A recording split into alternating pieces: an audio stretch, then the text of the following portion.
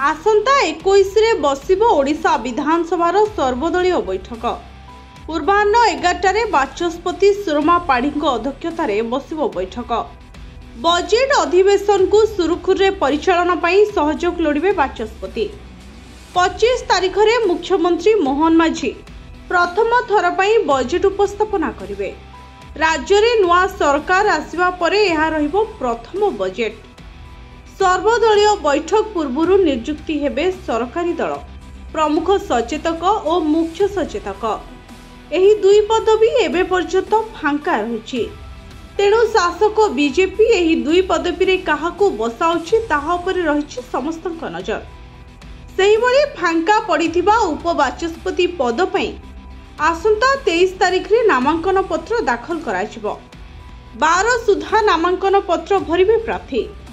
सेही भली 24 रे एहार फलाफल घोषणा मध्य कराजिबो। ए समस्त प्रक्रिया सरिबा परे 25 रे बजेट उपस्थापना कराजिबो।